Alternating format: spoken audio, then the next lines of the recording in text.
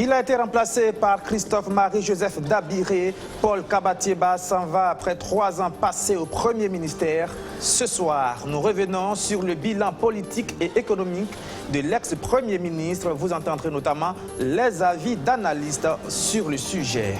Eux ont déserté les salles de classe ce matin. Les élèves du lycée municipal Bambata ont manifesté contre la suspension des évaluations décidées depuis le 3 décembre 2018 par la Coalition nationale des syndicats de l'éducation. Le constat de Roméo Koïta dans ce 19h30. Et puis, prenez de la ferraille d'engins motorisés, remettez-les à Saab Koanda et il leur donnera une seconde vie à travers son art. Nous vous invitons à aller à la rencontre de cet artiste qu'on surnomme aussi le prince de la poubelle ou encore le pédiatre de l'environnement. Voilà pour le sommaire. Bonsoir et bienvenue. Comme annoncé en titre, nous allons revenir ce soir sur le bilan politique et économique de l'ex-premier ministre Paul Kabatieba qui s'en va après avoir passé 3 ans au Premier ministère. Ça sera pour tout à l'heure. Mais avant, le débat sur le franc CFA qui ressurgit de plus belle. Il fait rage en ce moment dans les relations entre l'Italie et la France depuis que le vice-président du Conseil italien a déclaré que c'est grâce à cette monnaie que la France pille les économies africaines, ce qui aurait pour conséquence, selon Rome, la multiplication des vagues de migrants africains qui assaillent les côtes italiennes. Avant, la France et l'Italie étaient amis, mais ça, c'était avant. Quoi que dise le président du Conseil italien au sujet de l'amitié historique entre Rome et Paris, les relations ne cessent de se détériorer. Après les propos polémiques des dirigeants italiens sur l'attitude de la France envers l'Afrique et sa responsabilité dans le dossier de l'immigration, Matteo Salvini a poursuivi hier ses attaques dans une vidéo postée sur les réseaux sociaux, des attaques cette fois ciblées sur Emmanuel Macron. Il nous donne des leçons de générosité, de bonté, d'hospitalité, de solidarité. Puis il rejette des milliers de migrants à la frontière italienne, à Vintimille et dans le Piémont. J'espère que les Français seront bientôt en mesure de se débarrasser d'un très mauvais président. Luigi Di Maio, le vice-président du Conseil italien, accuse de son côté la France d'appauvrir l'Afrique et favoriser l'immigration. Si la France n'avait pas les colonies africaines, parce que c'est bien comme ça qu'il faut les appeler, elle serait la 15e force économique mondiale. Au lieu de cela, elle est parmi les premières, grâce à ses combines en Afrique. Parmi ces combines dont parle le numéro 2 italien, le fait que la France imprime la monnaie, les francs CFA, de 14 pays africains, de quoi les appauvrir et favoriser l'immigration selon lui. Hier, l'ambassadrice italienne a été convoquée au ministère français des Affaires étrangères. Les relations entre Paris et Rome se sont rafraîchies quand cet été, quelques semaines après l'arrivée au pouvoir de l'extrême droite en Italie, les ports italiens ont été fermés aux migrants, suscitant les critiques françaises. L'attitude du gouvernement italien est à vomir, avait même déclaré Gabriel Attal, le porte-parole de La République En Marche. Des dirigeants italiens ont aussi prétendu que la France, afin de préserver ses intérêts pétroliers, n'avait pas intérêt à stabiliser la situation en Libye. Mais nous continuerons à travailler avec les institutions du gouvernement français, les institutions européennes et les autres pays pour trouver des solutions partagées, a dit Giuseppe Conte, tentant d'apaiser l'incendie. Le procès du Putschmanké de septembre 2015 est dans sa phase des interrogatoires complémentaires. Après le sergent-chef Roger Koussoubé qui a terminé son audition aujourd'hui, le caporal Da Sami a été appelé à la barre. Il a maintenu les déclarations de sa première comparution. Le point de l'audience avec Luc Pabelgem. Nous ne comptons sur personne pour nous en sortir ici, encore moins sur le major Badiel et l'adjudant Nyon Jean Florent. Ainsi s'est exprimé Maître Alexandre Sanluidi, un des avocats du sergent-chef Roger Koussoubé, qui était à la barre pour son interrogatoire complémentaire. Pour l'avocat, il trouve que ce procès risque de se terminer comme celui du président Laurent Gbagbo, à force de faire tourner le présidium et à la fin, le président aurait du mal à savoir quoi retenir. Il va plus loin en disant disant que dans le dossier, il n'y a pas d'éléments qui établissent un contact entre son client et puis le général Gilbert Diendéré. Si le général voulait faire son coup, il n'aurait pas eu besoin d'instruire le sergent-chef pour cela, parce qu'il est proche également des sous-officiers supérieurs que sont le major Badiel et l'adjudant Nyon-Jean Florent. Un autre avocat du sergent-chef précise que son client n'est pas coupable, de 1, parce qu'il a été contacté par l'ex-premier ministre Zida pour ramener la cohésion au sein du corps, de 2, parce qu'il ne s'entendait pas du tout avec ses 2 sous-officiers supérieurs, de 3, il est moins gradé, donc il ne peut pas donner d'ordre, et il a même aidé au désarmement. Il se demande alors pourquoi il va faire tout ceci et revenir pour aider à faire un coup d'État. Ce sont les récits des 2 avocats du sergent-chef Roger Kousoubé qui étaient là pour un interrogatoire complémentaire. Le 4e a passé pour l'interrogatoire complémentaire. Il s'agit du caporal Dassami. Dassami dit être venu au palais sur appel du sergent-chef Roger Kousoubé. Il est arrivé, il a vu des véhicules qui étaient en marche. Il a embarqué dans un véhicule et il a vu le sergent-chef également embarqué dans un véhicule pour la présidence. Arrivé au pied de l'étage, il n'a plus vu le sergent-chef Roger Kousoubé, donc il n'a plus rien fait parce qu'il ne le voyait plus. Il est resté, il a tout constaté et il a rejoint par la suite le palais à pied. Dassami dit qu'il a aidé à déjouer un coup contre l'ex-premier ministre Yacouba Isaac Zida et le colonel Denis Auguste Barry. C'était en juin et grâce à lui, ce coup a été déjoué de justesse parce qu'il savait que s'il y avait un coup, on allait dissoudre le RSP. Or, lui tenait beaucoup au RSP. Il dit même que s'il savait que c'était pour un coup d'État, quand le sergent-chef Roger Kousoubé l'a appelé, il ne serait pas venu au palais. Il allait tout faire également pour déjouer ce coup. Le 5e sur la liste pour l'interrogatoire complémentaire, il s'agit du sergent-chef Zerbo Laoko Mohamed. Lui, son tour, c'est pour ce vendredi. Tout autre chose à présent, et nous allons à la rencontre de cet artiste qui se distingue et par sa trajectoire et par son matériel de travail. Saab Kouanda fait revivre les ferrailles des pièces d'engins motorisées qu'il récupère dans les poubelles.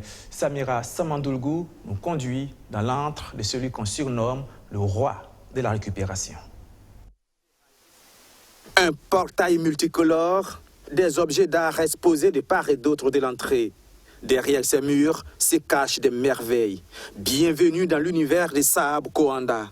Ici, des masques, des personnages qui incarnent ses rôles, des instruments de musique constituent son décor. Ces objets sont faits à base de ferrailles recyclées. Tous s'expriment en un idéal, la liberté. Il y a des éléments qui te donnent la forme. Tu n'as pas besoin de forcer souvent le fer. Et la plupart, j'aime souvent travailler sur les oiseaux à travers l'image et le message. Tu vois, le message porté par l'oiseau a été toujours symbole de la liberté et l'indépendance. Entre les mains de Saab Kouanda, cadre de cylindres, pistons, pots d'échappement, chaînes de transmission, bougies et autres pièces d'engins motorisés, des objets de récupération retrouvent une seconde vie. On l'appelle le roi de la récupération ou encore ambassadeur ou prince des poubelles, des qualificatifs dont s'accommode Saab pour se faire appeler pédiatre de l'environnement. Quand j'avais commencé, c'est vrai que c'était pas facile de rentrer dans le poubelle et ramasser les ferrailles. Les gens, ils me voyaient autrement, même ma famille personnelle m'a abandonné pendant 7 ans parce que pour eux, j'étais fou et j'étais drogué et je n'étais plus normal. Quelqu'un qui laisse un bon travail voyager à Lomé avec des gros camions et voilà, tu viens, tu rentres dans le poubelle, tu fouilles, tu ramasses des pédales, tu ramasses des chiennes, tu ramasses de les éleveurs, tu ramasses des pots d'échappement de camions. C'est pas normal. Manœuvre, conducteur de camions, peintre, comédien, musicien, danseur, Saab est une somme d'expérience, un modèle de combativité. À 47 ans, cet artiste plein ne vit que de son métier. En 1996 que j'ai commencé mon art, ça n'a pas travaillé autre chose, ça n'a pas touché salaire ailleurs. Je n'ai rien fait du tout, mais je vis, c'est grâce à mon art. Mes enfants vont à l'école, c'est grâce à mon art. Ma famille vit, c'est grâce à mon art. Quand il y a un petit palier, j'arrive à le choper, c'est grâce à mon art. Autodidacte, Saab enseigne aujourd'hui dans des écoles burkinabées et européennes. La preuve que l'école n'est pas la seule voie de réussite pour les personnes déscolarisées et celles-mêmes qui n'ont jamais connu les bancs. Donc je dis à tout le monde, l'école n'est pas de la source de la vie, l'université n'est pas la source de la vie. La source de la vie, ça y est, dépend de vous et l'école vient vous aider à orienter et à ordonner tout ce que vous allez avoir. Et j'appelle à l'État burkinabé de jeter coup d'œil à l'invention, à la création des usines de travail, des centres de formation, pour enfin commencer à former le jeune en deux pas et en deux chemins, au lieu de qu'une seule chemin. En deux chemins, pratique, théorique. Comédien, promoteur artistique, artiste musicien, celui qui a été à l'école coranique dispense son savoir sans aucune considération raciale, ethnique et religieuse. L'avion lui permet de rallier les différentes contrées de la Terre. Et pour vivre de son art, Saab Kouanda a aussi besoin du BBDA pour garantir ses droits d'auteur. Eh bien, pour mener à bien ses missions, le BBDA collabore avec d'autres institutions. C'est dans ce cadre qu'il a signé une convention avec le Conseil supérieur de la communication. Madina Sino.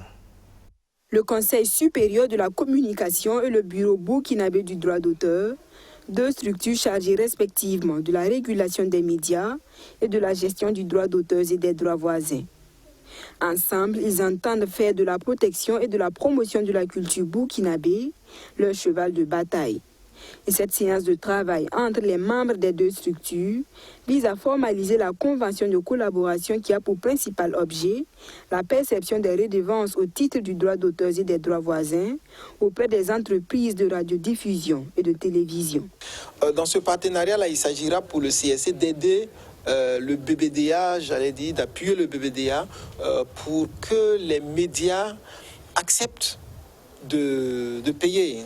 D'abord, dans un premier temps déjà, de pouvoir transmettre au BBDA les relevés des œuvres qui ont été exploitées. Et deuxièmement, qu'ils s'obligent à payer ce qu'ils doivent au BBDA. Et dans ce cas-là, il y a pas mal d'outils à la disposition du Conseil supérieur de la communication que nous pouvons utiliser. Dans un premier temps, pour sensibiliser les médias. Dans un second temps, pour les interpeller. Et puis, bon, dans un troisième moment, on pourrait mettre en application les différents outils, les cahiers des charges qui les obligent d'une certaine façon à respecter ces éléments qu'ils doivent aux auteurs des œuvres qu'ils exploitent. La validation de cette convention permettra au BBDA d'accomplir convenablement ses missions. Nous espérons que les plus grands bénéficiaires, qui sont donc les titulaires du droit et les auxiliaires de la création, pourront donc bénéficier de façon substantielle de cette convention. Adoptée ce 23 janvier et ce pour 5 années, la présente convention est renouvelable par tacite reconduction. On revient à la politique. Cela fait maintenant un peu plus de 48 heures qu'on attend la formation de la nouvelle équipe gouvernementale, celle qui doit remplacer Tieba III. Vous le savez, Paul Kaba Tieba a déposé sa démission ainsi que celle de son gouvernement le 18 janvier dernier. Mais que peut-on retenir de son passage à la tête du premier ministère? La réponse dans ce document où des analystes jugent le bilan politique et économique des 3 ans de gestion de Paul Kaba Tieba. C'est signé Rémi Lambert-Nébier. Le 7 janvier 2016, Paul Kaba Tieba débarquait à l'aéroport international de Ouagadougou pour prendre les rênes de l'exécutif burkinabé. La valise en main, le technocrate, rappelé en patriote pour remettre en selle un pays éprouvé économiquement après une insurrection populaire, va se mettre rapidement à la tâche avec un gouvernement d'une trentaine de membres. Un nouveau référentiel de développement est annoncé, le PNDS, le Plan national de développement économique et social. Sa mise en œuvre devrait impulser le développement durable et inclusif. Son budget est aussi ambitieux que les objectifs du programme. 15 000 milliards de francs CFA sont nécessaires pour le financer. Alors que les Burkinabés se posaient des questions sur les sources de financement de ce plan, Paul Kaba Tieba va sortir l'une de ses premières stratégies d'économistes aguerris. La table ronde de Paris est organisée et 18 000 milliards de francs CFA sont annoncés comme la manne à consommer par les Burkinabés. Le tout premier chef de gouvernement post-insurrectionnel est désormais mis au pied du mur pour reconstruire une économie solide. Il passera 3 ans sur le chantier, mais pour le contrôle d'ouvrage, c'est un chantier dont les travaux ont piétiné. Le PNDS, à mon avis, n'a pas pu démarrer réellement. Il n'y a pas eu d'action réelle pour ce qui est du PNDS, tout simplement parce qu'il y a eu d'abord des difficultés à mobiliser les ressources qui nous avaient été annoncées et n'ont pas été mobilisées. Et les actions que l'on met à l'actif du PNDS, c'est vrai que ce sont des activités qui avaient été déjà programmées sous le régime passé et dont les résultats sont en train d'être concrétisés actuellement. Il est évident qu'effectivement, on aurait pu dire que les acteurs actuels auraient pu ne pas continuer dans ces actions-là. Mais enfin, je vais dire que le financement était déjà acquis à l'époque et que les activités étaient déjà en cours. Ce sont ces résultats que l'on voit. Très peu d'investissement, mais le peu d'investissement opéré sous son leadership aura permis de relever le taux de croissance de 4% en 2015 à 6,7% en 2017. C'est très appréciable du fait que nous étions dans une situation sécuritaire relativement difficile. Depuis 2015, on a des attaques terroristes. Mais au-delà de cela, on retiendra que ce taux de croissance, le fait que nous observons, il est très fragile parce que le socle n'est pas solide. Et deuxièmement, c'est une croissance qui n'est pas inclusive. Ça n'a pas été partagé, les populations ne le sentent pas. Et dans la réalité, c'est ce qui explique le sentiment que les gens ont, le fait qu'en réalité, ils ne profitent pas de cette croissance parce que, en réalité, nous avons dans notre pays une élite politique et administrative qui accapare en fait les fruits de la croissance. Économiste de formation, Paul Kabatieba aura répondu peu ou prou aux attentes économiques des Burkinabés. Mais en prenant la tête de l'exécutif burkinabé, l'action de l'ex-premier ministre était aussi et surtout attendue dans le milieu politique. Une classe politique qui portait toujours les stigmates de sa fracture née du séisme de l'insurrection. Et là, on pense que l'ancien premier ministre n'a fait mieux que secouer ce qui tenait déjà qu'en des morceaux. Malheureusement, Paul Kabatieba, inhibé dans sa dimension internationale, en fait, sur son parcours professionnel, a manqué justement d'avoir un langage qui plaît aux Burkinabés, que les Burkinabés souhaiteraient entendre. Et aussi, il a été induit en erreur. Il a été induit en erreur parce que tout simplement, on lui a laissé croire qu'il était justement le premier ministre d'un appareil politique va-t-en-guerre, alors qu'il aurait dû arborer justement le costume d'un premier ministre d'un appareil politique en quête de réconciliation, en quête de brassage, en quête d'embrasser l'ensemble de la société burkinabé. Son discours a plutôt divisé et créé le clivage à l'intérieur de la société, puisqu'il n'a rassemblé les Burkinabés. Moi, je dirais que c'est un mauvais casting. C'est un mauvais casting, c'est clair, parce que le MPP et le président Roch Marc Christian Kaboré ont cru qu'il fallait remettre le pays en état de marche économiquement, alors qu'il fallait tout simplement d'abord soigner les blessures. En plus des diplômes en économie décrochés dans les prestigieuses universités françaises, un passage à l'ENA ou tout simplement un retour un peu plus tôt au Bercail aurait été une arme redoutable pour Paul Kabatieba dans la jungle politique burkinabé. Le fait qu'il soit tombé comme ça, comme un cheveu dans la soupe, a été un handicap pour lui. Le fait qu'il vienne de l'extérieur et qu'il n'ait pas eu beaucoup d'expérience ou d'expertise à l'intérieur a été aussi un handicap pour lui. Remarquez qu'on a mis des grosses têtes quand même du MPP, des cofondateurs du MPP. Comment voulez-vous que Paul Kabatieba puisse diriger quelqu'un comme Simon Compaoré qui se sent légitime, doté du pouvoir de constitution et de création du MPP? Malheureusement, il n'était pas fort de caractère non plus. Il n'était pas rigide. On a tout de suite cru qu'il allait arriver avec une main de poigne justement remettre le pays à flot. Mais non, il n'a pas pu le faire. Il n'aura pas réussi à remettre le pays à flot. Alors, qu'en est-il de 3 ans de gestion de l'Oiseau-Rare attiré dans les mailles de la sphère politique burkinabé depuis sa paisible teranga sénégalaise? Sur 10, j'aurais mis 4,50, 3, ça fait 4,50 maximum. Je lui aurais donné au moins la moyenne pour ce courage-là, pour avoir essayé, pour avoir osé quitter ses fonctions à l'international pour venir assumer une mission presque suicidaire. Plombé par la situation sécuritaire, combattu à l'intérieur de son propre camp et limité par sa méconnaissance du milieu, la tâche n'a pas été du tout aisée pour l'ancien Premier ministre. En rendant sa démission le 18 janvier 2019, Paul Kabatieba laisse quand même dans la mémoire d'une partie des Burkinabés le souvenir d'un homme d'État qui avait la volonté du bien faire, mais dans un Burkina post-insurrectionnel, la volonté seule ne suffit pas. Voilà, depuis le 3 décembre 2018, il n'y a plus d'évaluation dans les établissements scolaires burkinabés depuis que la CNSE a suspendu ces évaluations. La situation inquiète de plus en plus les élèves. Ceux du lycée municipal Bambata à Ouagadougou ont exprimé leur mécontentement en désertant les salles de classe ce 23 janvier. Reportage Roméo Koeta. Ce mercredi matin, le délégué des élèves du lycée municipal à Bambata et ses camarades vient de remettre un préavis de manifestation à leur proviseur. Bon, nous sommes allés déposer un préavis de manifestation et pour soutenir nos professeurs, voilà, qui depuis n'ont pas encore trouvé une solution à leurs problèmes. Le problème des enseignants, c'est la non-satisfaction de leur protocole d'accord par le gouvernement. Une situation qui a conduit à la suspension des évaluations dans les établissements scolaires publics depuis le 3 décembre 2018. Près de 2 mois plus tard, les élèves commencent à s'impatienter. Par exemple, aujourd'hui, le prof n'est pas venu. Donc, on est en train de rentrer comme cela. Donc, le gouvernement n'a qu'à arranger leur affaire pour qu'on puisse avoir d'évaluation. Parce que même étant en classe d'examen, si on n'a pas d'évaluation là, ça ne peut pas nous aider. On va pas connaître notre niveau au fait. Mais si on a d'évaluation, on va connaître notre niveau, savoir là où on est faible et puis améliorer ça quand l'examen va arriver. Ça serait facile pour nous. Il n'y a donc pas eu cours ce mercredi 23 janvier au lycée Bambata. Un peu plus tôt dans la matinée, comme on peut le voir sur ces images amateurs, les élèves ont déserté les salles de classe pour exprimer leur ras-le-bol.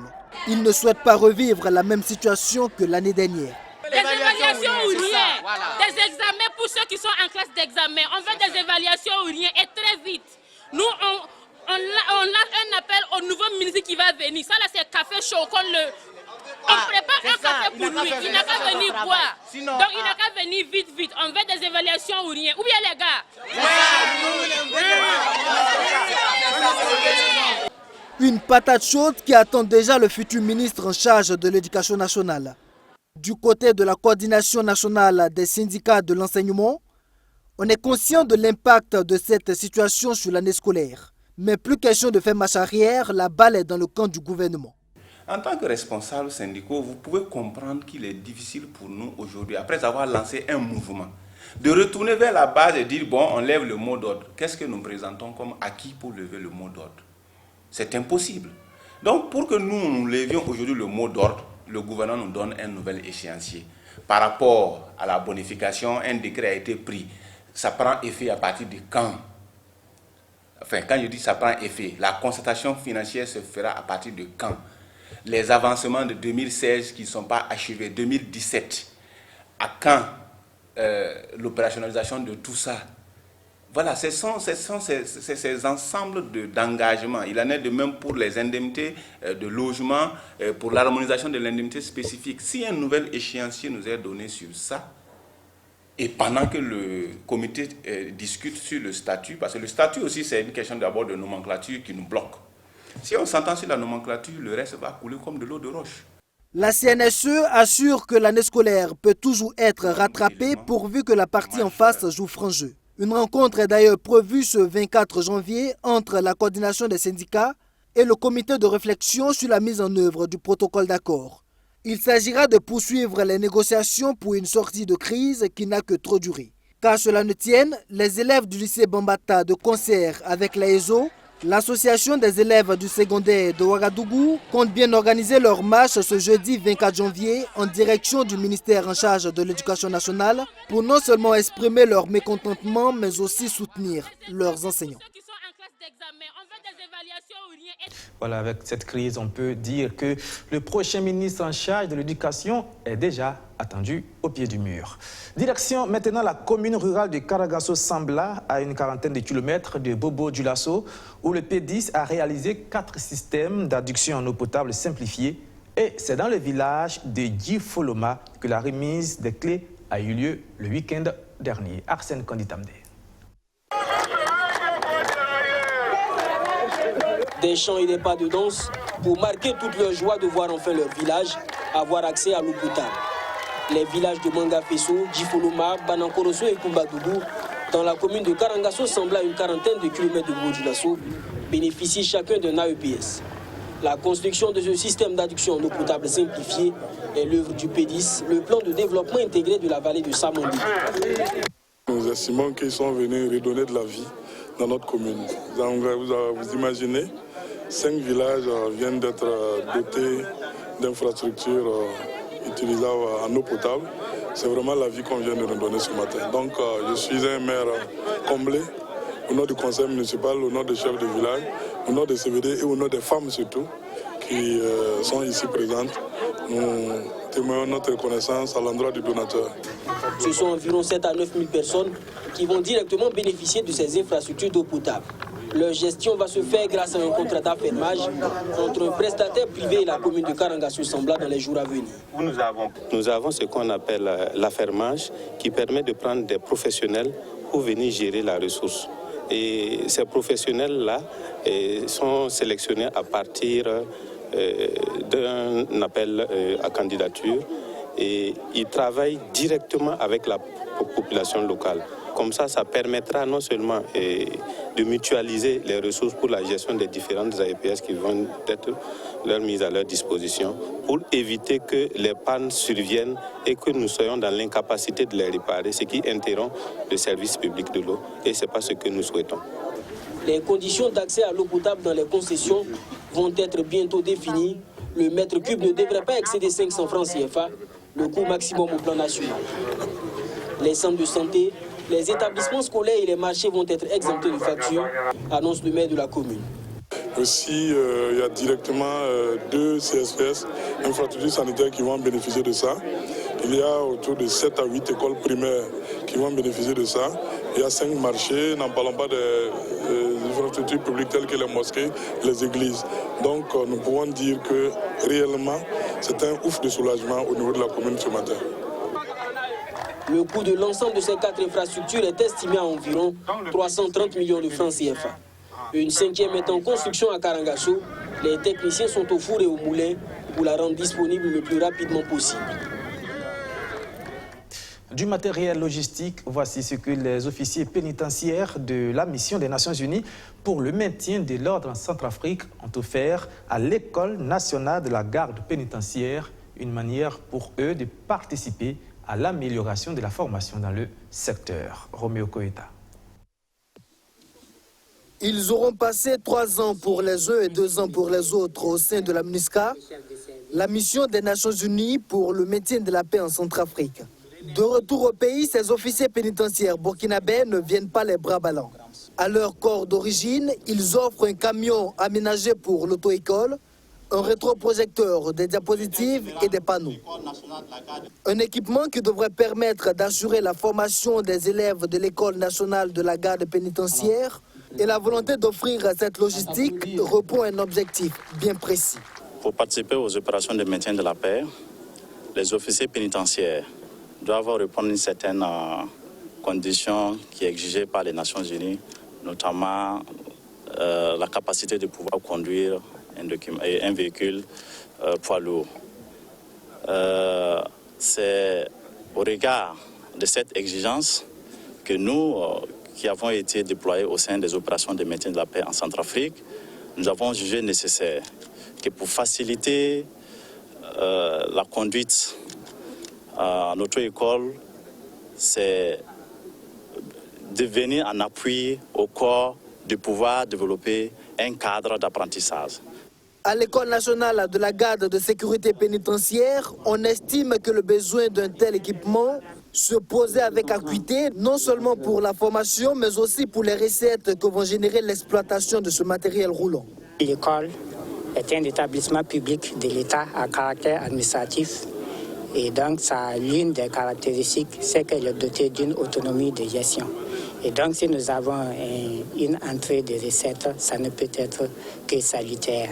Et donc, c'est un don qui rentre dans une vision, comme je l'ai dit, de mobilisation, une stratégie de mobilisation des ressources financières. Le camion d'auto-école et le matériel didactique ont coûté environ 9 millions de francs CFA. Son acquisition vient renforcer le parc automobile de l'INGSP.